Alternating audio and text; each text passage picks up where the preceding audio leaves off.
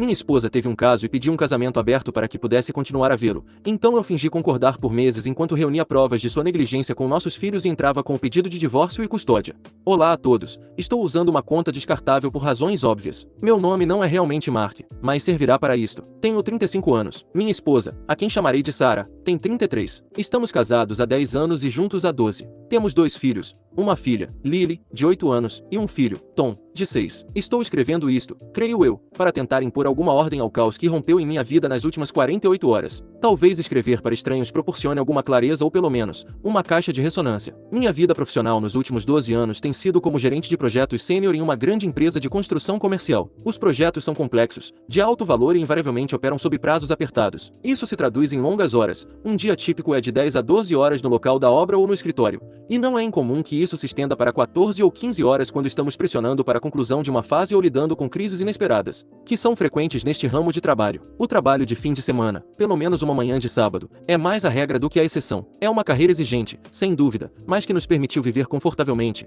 comprar uma bela casa em um bom distrito escolar e proporcionar a Sarah a oportunidade de não ser financeiramente sobrecarregada pela necessidade de trabalhar. Antes de termos filhos, Sarah trabalhava como designer gráfica freelancer e ela era talentosa e tinha uma base modesta de clientes. Quando Lily nasceu, tivemos muitas discussões sobre cuidados infantis e carreiras. Sarah expressou um forte desejo de ser mãe em tempo integral, pelo menos durante os primeiros anos das crianças. Eu apoiei essa escolha, já que minha renda era suficiente e ambos concordamos que ter um dos pais consistentemente presente era benéfico. Ela parou oficialmente de aceitar novos clientes cerca de 6 meses após o nascimento de Lily e desde então, identificou-se principalmente como dona de casa, embora ocasionalmente fizesse pequenos projetos de design para amigos ou grupos comunitários locais. Mais como um hobby do que por renda. Nossa vida familiar inicial era, eu acreditava, bastante estável. Eu lidava com minha exigente agenda de trabalho e ela administrava a casa e a vida diária das crianças. Quando eu estava em casa, tentava estar presente, lidando com os horários de banho, histórias para dormir e atividades de fim de semana quando o trabalho não interferia. A mudança começou sutilmente, há cerca de 8 ou 9 meses, quando Sarah começou a falar sobre querer mais vida social, sentindo-se um pouco isolada. Sua amiga Jéssica, que ela conhece desde a faculdade,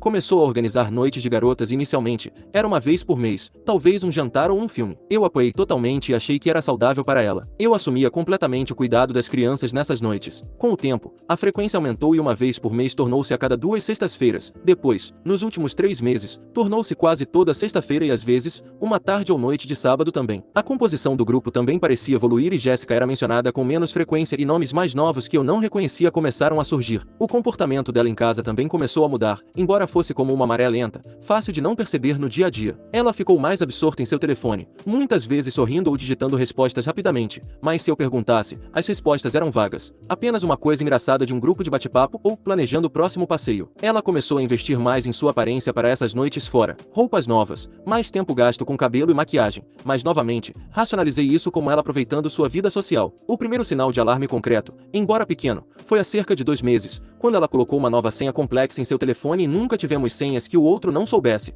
não por uma política de verificar um ao outro, mas simplesmente por uma questão de conveniência e abertura. Quando perguntei sobre isso, ela desconversou, dizendo que o software do telefone dela atualizou e a instruiu a usar um bloqueio mais seguro. Pareceu um pouco estranho, mas eu não insisti. Então, há cerca de 3 semanas, eu estava conciliando nossa conta conjunta para algumas reivindicações de despesas relacionadas ao trabalho e notei uma série de cobranças em um bar de coquetéis chamado Crimson Lounge, um lugar que eu nunca ouvi mencionar e definitivamente não o tipo de lugar que sua velha amiga Jéssica frequentaria. Havia 4 dessas cobranças ao longo de um período de 6 semanas, sempre em uma noite de sexta ou sábado e juntamente com estas, havia recibos do Uber para viagens de para um endereço em uma parte moderna, mas um tanto remota da cidade, uma área que ela não tinha outra razão plausível para visitar, especialmente tarde da noite. Os valores não eram enormes, mas o padrão era distinto de seus gastos habituais. Fiz uma anotação mental, uma crescente sensação de desconforto começando a se solidificar, mas eu estava no meio de um prazo crítico de projeto, trabalhando quase sem parar, e suponho que adiei o confronto imediato. A situação culminou há 2 noites. Era uma sexta-feira e Sarah tinha saído para outra noite das garotas. Ela chegou em casa por volta das 3 da manhã e eu estava na cama, fingindo dormir, mas estava totalmente acordado. O estresse do trabalho era parte disso, mas a razão principal era essa ansiedade corrosiva que vinha se acumulando por semanas. Ela estava visivelmente embriagada, cantarolando para si mesma enquanto se preparava para dormir. Ela colocou o telefone na mesa de cabeceira, com a tela para cima. Alguns momentos depois, ele vibrou com uma notificação. Eu olhei e a tela tela estava acesa e uma prévia da mensagem era visível. Era de um contato chamado David H. e o texto visível dizia: "A noite de hoje foi incrível. Não consigo parar de pensar em você." Eu não gritei e nem mesmo levantei a voz, apenas fiquei ali por um momento,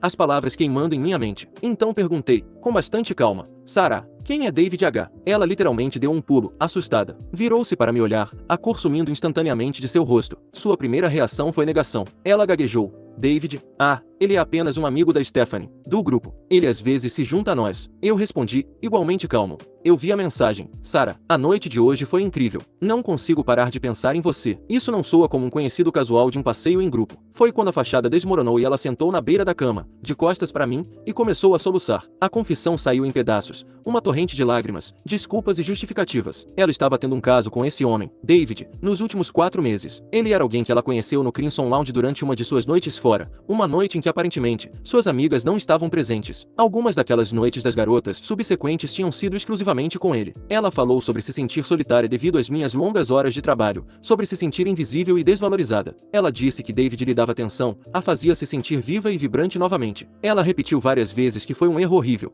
que me amava, que não queria destruir nossa família, nossa vida juntos. Eu ouvi em silêncio na maior parte do tempo. Nossos filhos dormiam pacificamente em seus quartos, completamente inconscientes de que seu mundo estava se fraturando. Eu não a toquei e não disse muito além de fazer algumas perguntas esclarecedoras sobre a linha do tempo. Ontem de manhã, depois de uma noite inteiramente sem dormir passada em quartos separados, mudei-me para o quarto de hóspedes. As desculpas continuaram. Ela parecia péssima, os olhos vermelhos e inchados. Ela continuava dizendo que faria qualquer coisa para consertar e então, no meio dessa suposta contrição, ela propôs sua solução. Ela perguntou, com a voz trêmula, mas com um tom de esperança desesperada, se poderíamos considerar um casamento aberto. Ela argumentou que seus sentimentos por David eram reais e significativos, mas que também me amava e queria manter nossa família intacta. Um casamento aberto, ela sugeriu, permitiria que ela continuasse seu relacionamento com David honestamente, e eu seria livre para buscar outras conexões também, se desejasse. Ela apresentou isso como uma maneira progressiva e madura de lidar com uma situação emocional complexa, um caminho para evitar a rota destrutiva do divórcio. Fiquei sem palavras. Parecia que ela estava pedindo minha permissão para continuar seu caso, para formalizá-lo,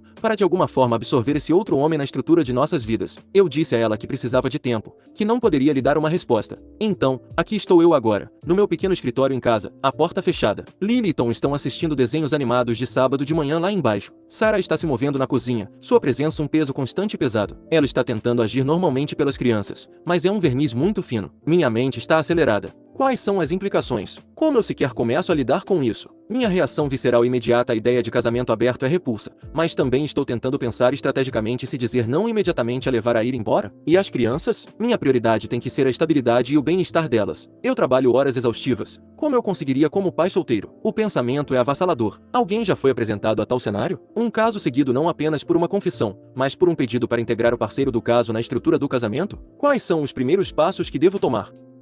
Atualização. Já se passaram 3 semanas desde que compartilhei minha situação inicial aqui. A avalanche de comentários, conselhos e mensagens privadas foi avassaladora, e quero expressar minha sincera gratidão.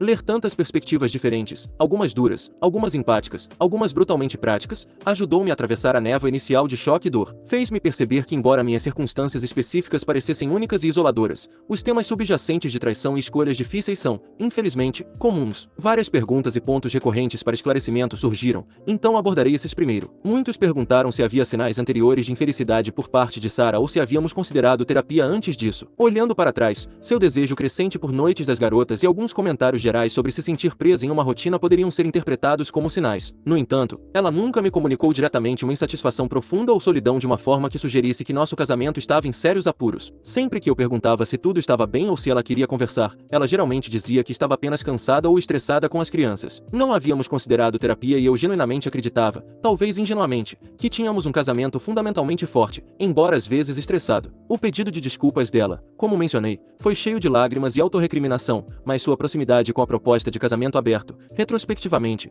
manchou sua sinceridade para mim. Começou a parecer menos um remorso verdadeiro pela traição e mais um arrependimento por ter sido pega, seguido por uma rápida mudança para o resultado desejado por ela, manter seu parceiro de caso sem perder a estabilidade de seu casamento e família. Ela descreveu seus sentimentos por David como algo que a pegou de surpresa e que ela estava terrivelmente em conflito, acreditando que um arranjo aberto era o único caminho que não envolveria destruir a vida de todos. O conselho mais consistente, e o que mais ressoou com minha necessidade de ação concreta, foi consultar um advogado. Agendei uma consulta 2 dias após minha postagem original e encontrei uma advogada de direito de família respeitável através de uma indicação da Ordem dos Advogados. Aquela consulta de 1 hora foi possivelmente a hora mais esclarecedora e empoderadora que tive em meses. A advogada foi direta, profissional e explicou o cenário legal de divórcio, custódia e acordos financeiros em nosso estado. Ela me aconselhou, independentemente de quaisquer tentativas de reconciliação, a começar a documentar meticulosamente tudo. O comportamento de Sarah, meu envolvimento com as crianças, despesas financeiras e qualquer comunicação referente ao caso dela ou a proposta de casamento aberto. Ela explicou que tal documentação poderia ser vital para proteger meus interesses e, crucialmente,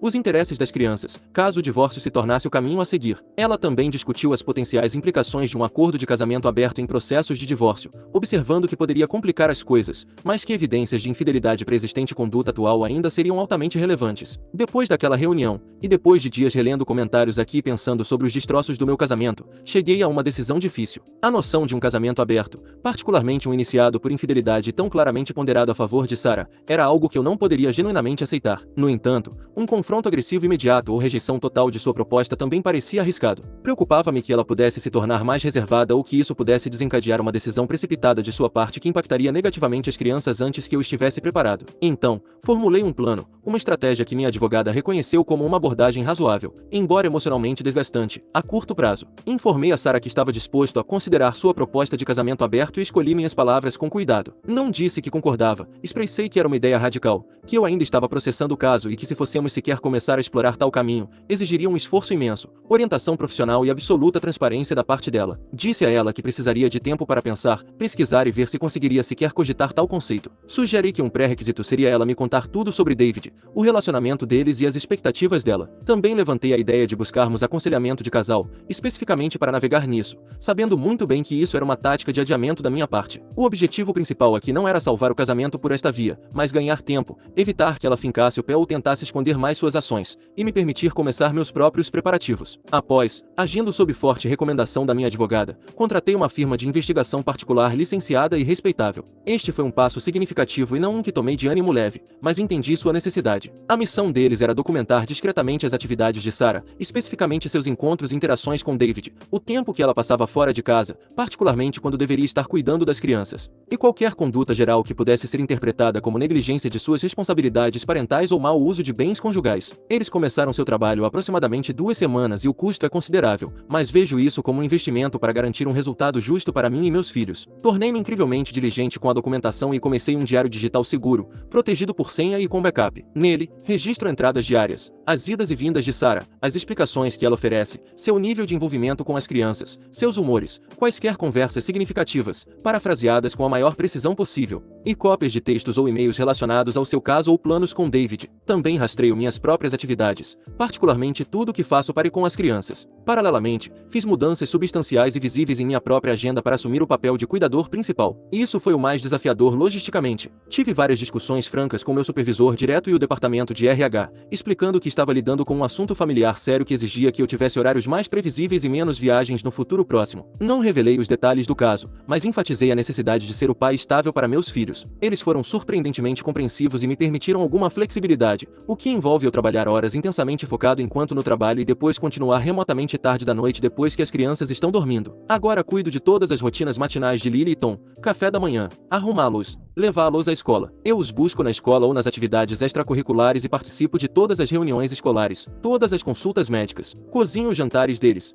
ajudo com a lição de casa e administro suas rotinas de dormir. Essa mudança não é apenas para vantagem legal. Meus filhos são minha prioridade absoluta e eles precisam de consistência e de um pai presente mais do que nunca. E conforme aconselhado pela minha advogada, também tomei medidas para entender completamente e proteger nossa situação financeira. Reuni cópias de todos os extratos bancários, registros de investimento, faturas de cartão de crédito, declarações de imposto de renda e escrituras de propriedade dos últimos 5 anos. Consultei um consultor financeiro independentemente para entender minha própria situação financeira e planejar cenários futuros potenciais. Abri uma conta bancária separada em meu próprio nome para meus depósitos salariais futuros, embora continue a contribuir para as despesas domésticas conjuntas de nossa conta conjunta existente, monitorando-a de perto para quaisquer saques incomuns por Sarah. A reação de Sarah à minha declaração de que eu consideraria sua proposta foi de alívio. Foi como se um peso enorme tivesse sido tirado de seus ombros e ela genuinamente parece acreditar que estou aberto a essa ideia em nossas vidas. Como resultado, ela se tornou surpreendentemente aberta sobre seu relacionamento contínuo com David. Ela menciona casualmente: David e eu estamos planejando experimentar aquele novo lugar XYZ na sexta-feira. Ou David teve um dia muito estressante em seu escritório. Ouvir o nome dele falado tão livremente em nossa casa é um lembrete constante e chocante da situação. É preciso uma quantidade significativa de autocontrole para manter uma expressão neutra.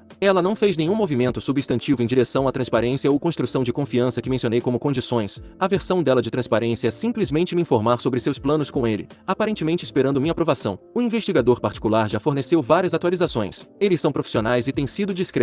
Seus relatórios iniciais confirmam encontros frequentes entre Sarah e David, tanto durante o dia, quando ela supostamente está resolvendo pendências, quanto à noite. Eles têm evidências fotográficas deles juntos em restaurantes, parques, entrando e saindo de um prédio de apartamentos específico, que eles acreditam ser a residência de David. Mais preocupante, eles documentaram 2 instâncias na última semana em que Sarah delegou o cuidado das crianças a uma babá arranjada às pressas. Uma vez para buscar Tom no treino de futebol depois da escola e outra vez para uma noite em que ela me disse que iria resolver uma pendência, enquanto foi observada encontrando-se com David. Essas instâncias estão sendo meticulosamente registradas. Meu envolvimento crescente com Lily e Tom tem sido o único desenvolvimento genuinamente positivo nessa bagunça. Eles responderam bem à consistência e à minha atenção focada. Lily, que é bastante perspicaz, comentou algumas vezes: "Mamãe sai muito agora e você nos busca na escola o tempo todo. Papai, eu gosto disso." Mantive minhas respostas vagas e tranquilizadoras, evitando quaisquer comentários negativos sobre Sarah. A verdade é que é exaustivo e estou essencialmente funcionando como um pai solteiro em tempo integral, enquanto concilio um trabalho de alta pressão e a imensa tensão emocional desta existência dúplice. Dormir é um luxo e a atmosfera dentro de nossa casa é profundamente surreal. Somos colegas de quarto que compartilham filhos e uma história. Sarah está muitas vezes animada, quase alegre, aparentemente desonerada agora que seu segredo foi revelado e ela acredita que um caminho foi aberto para ela ter o que quer.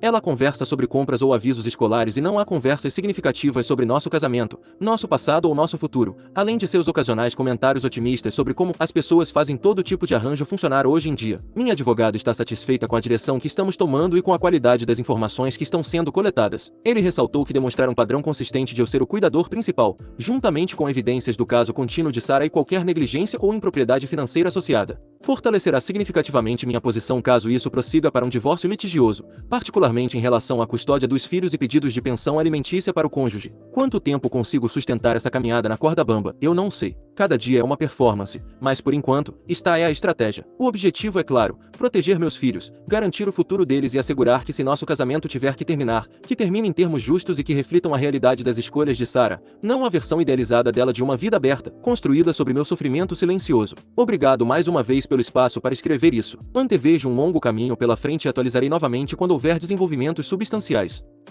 Atualização 2. Já se passaram 14 meses desde minha postagem original, o que parece uma vida inteira atrás, e aproximadamente 13 meses desde que forneci minha primeira atualização. A jornada desde então tem sido repleta de dificuldades, mas chegou à sua conclusão legal e acredito que seja apropriado compartilhar os resultados finais, tanto para meu próprio senso de encerramento quanto para aqueles que investiram seu tempo e pensamentos em minha situação. Os 3 meses seguintes à minha última atualização foram talvez a fase mais desafiadora de toda essa aprovação. Continuei a farsa de considerar a proposta de casamento aberto de Sarah enquanto vivíamos sob o mesmo teto. O trabalho do investigador particular continuou, rendendo um portfólio abrangente das atividades de Sarah. Seu envolvimento com David não apenas continuou, mas se intensificou e ela se tornou mais ousada, frequentemente ficando fora até tarde em noites de semana, citando vários compromissos sociais ou trabalhos freelance que os relatórios do IP consistentemente revelavam serem encontros com David. Havia tardes de fim de semana documentadas passadas no apartamento dele e até mesmo um retiro de bem-estar de 2 dias que ela alegou estar participando com uma amiga, o qual o IP confirmou ser uma viagem feita com David para uma cidade resort próxima. Durante este período, meu papel como pai de fato e único funcional para Lily e Tom tornou-se cada vez mais evidente. Eu gerenciava todos os aspectos de suas vidas: horários escolares, lição de casa, refeições, visitas médicas, encontros para brincar e apoio emocional. O envolvimento de Sarah com eles diminuiu para interações superficiais. Ela estava frequentemente distraída em seu telefone ou simplesmente ausente. Por exemplo, Lily teve um papel principal na peça de sua escola, um evento que havíamos marcado no calendário por meses. 2 dias antes, Sarah anunciou que tinha um compromisso de trabalho inadiável naquela noite. O IP posteriormente confirmou que ela estava jantando com David e registrei sua ausência, juntamente com a silenciosa decepção de Lily. Houve inúmeras instâncias como essa, cada uma dolorosa peça de evidência, não apenas para fins legais, mas de seu crescente distanciamento de sua família. O custo emocional para mim foi imenso. Manter uma aparência calma e composta para as crianças e uma fachada neutra e considerante para Sarah, enquanto processava internamente os relatórios diários do IP e administrava minha própria dor e raiva, era exaustivo. O sono era mínimo e o estresse era um companheiro constante. A decisão de pedir o divórcio foi tomada em consulta com meu advogado após quase 5 meses disso. Tínhamos um corpo substancial de evidências, cronogramas detalhados, evidências fotográficas em vídeo do IP, registros financeiros mostrando seus gastos com David, incluindo saques em dinheiro antes de seus passeios e cobranças de presentes e refeições que eu poderia vincular aos encontros deles,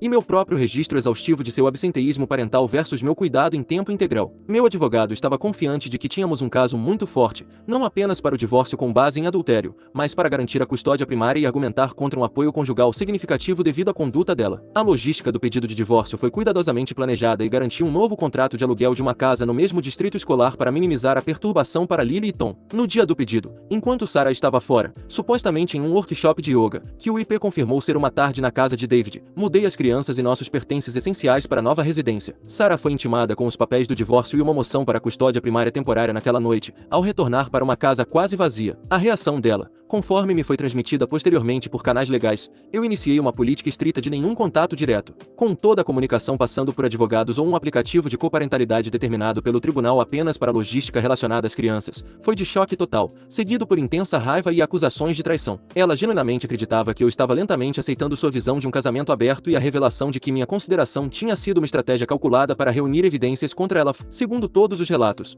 Um golpe devastador para sua narrativa. O processo de divórcio foi contestado, embora não tão prolongado quanto poderia ter sido, graças ao peso esmagador de nossas evidências. Sarah, por meio de seu advogado, inicialmente resistiu fortemente. Ela buscou a guarda física e legal conjunta, apoio conjugal significativo, citando seus anos como mãe em tempo integral, e uma parcela maior dos bens conjugais. Seu advogado tentou desacreditar as evidências do IP como invasão de privacidade e me pintou como vingativo. Tivemos várias audiências perante um juiz. Meu advogado apresentou nosso caso e o testemunho do IP, apoiado por seus relatórios detalhados e evidências visuais, foi convincente e irrefutável. Meus registros diários, cruzados com registros de frequência escolar, confirmações de visitas médicas, todos me mostrando como pai presente, e recibos de despesas das crianças pintaram um quadro claro do cuidado primário. Demonstramos não apenas o caso, mas um padrão consistente de Sarah priorizando seu relacionamento com David em detrimento das necessidades e bem-estar de Lily e Tom. A evidência de seus gastos com fundos conjugais em David, embora não astronômica, apoiou ainda mais nossas alegações e houve momentos tensos, especialmente durante os interrogatórios cruzados, mas os fatos eram gritantes. As tentativas de Sarah de justificar suas ausências ou reformular seu relacionamento com David fracassaram diante da realidade documentada. A mediação foi tentada, mas falhou rapidamente, pois Sarah não estava disposta a ceder significativamente de suas exigências iniciais. A decisão final do juiz, proferida há aproximadamente 2 a 3 meses, após uma audiência final, foi abrangente. Foi-me concedida a guarda legal exclusiva, autoridade final na tomada de decisões, e a guarda física primária de Lily e Tom. O resumo do juiz observou explicitamente a extensa evidência demonstrando meu papel como cuidador primário consistente e estável por um período prolongado, contrastando com a demonstrada falta de julgamento de Sarah e a priorização de seus próprios interesses pessoais sobre as necessidades fundamentais de seus filhos. Sarah recebeu um cronograma de visitação progressivo. Inicialmente, eram fins de semana alternados, de sexta à noite a domingo à noite, e uma visita de 4 horas no meio da semana à noite, que nos primeiros 3 meses deveria ser supervisionada profissionalmente às custas dela. A supervisão foi ordenada devido às preocupações declaradas pelo juiz sobre seu recente padrão de desligamento e a necessidade de garantir um ambiente focado na criança durante seu tempo de parentalidade e após 3 meses de visitas supervisionadas em conformidade. A supervisão foi suspensa. Todas as trocas das crianças deveriam ocorrer em um local público neutro ou ser facilitadas por um terceiro mutuamente acordado para minimizar o contato direto entre Sarah e eu. Sarah havia solicitado apoio conjugal equivalente a 40% da minha renda líquida por um período de 10 anos e seu advogado argumentou que isso era justificado por sua longa ausência do mercado de trabalho para criar os filhos. Meu advogado rebateu apresentando evidências de suas habilidades de design gráfico, embora raramente usadas, sua idade relativamente jovem e empregabilidade, a curta duração pela qual ela foi mãe em tempo integral antes de sua atenção se desviar significativamente e criticamente, sua conduta. O juiz concedeu a Sarah pensão alimentícia transitória por um período de apenas 18 meses, em um valor significativamente menor do que o solicitado, aproximadamente 15% do que ela havia pedido. O juiz declarou que embora seu tempo como dona de casa fosse um fator, sua abdicação das responsabilidades parentais e a natureza da ruptura conjugal, incluindo as indiscrições financeiras relacionadas ao caso, impactaram diretamente a duração da concessão. Ele essencialmente concluiu que ela havia diminuído sua própria reivindicação por meio de suas ações. Os bens conjugais foram divididos em grande parte de acordo com as diretrizes estaduais, mas o juiz fez um ajuste a meu favor para compensar os fundos conjugais que Sarah havia comprovadamente gasto em seu relacionamento com David, viagens, jantares caros, presentes. Isso não foi uma grande soma no esquema geral das coisas, mas foi um reconhecimento do impacto financeiro de seu caso. A casa conjugal foi ordenada a ser vendida e o patrimônio líquido dividido após esses ajustes. Usei minha parte para garantir o pagamento inicial da minha casa atual e estabelecer uma base financeira estável para mim e para as crianças. Pelo que entendi através do aplicativo de coparentalidade, que é estritamente para logística,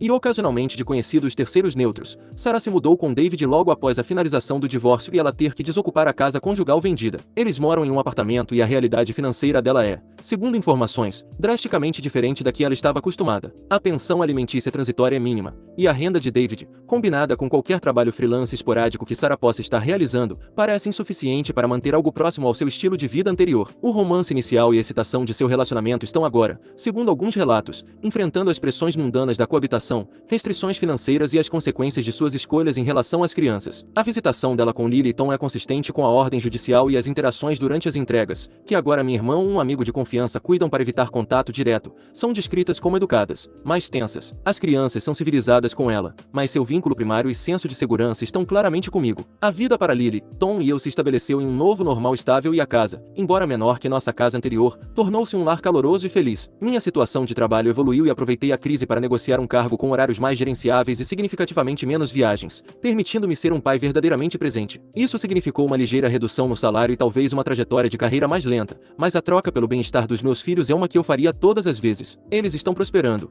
indo bem na escola, têm um bom círculo de amigos e embora o divórcio tenha sido, sem dúvida, uma experiência difícil para eles, eles mostraram uma resiliência incrível e nossos laços estão mais fortes do que nunca. Quero agradecer a esta comunidade novamente e esta será minha postagem final neste capítulo da minha vida. Meu foco agora está inteiramente no futuro, em criar meus filhos e em construir uma nova vida com eles.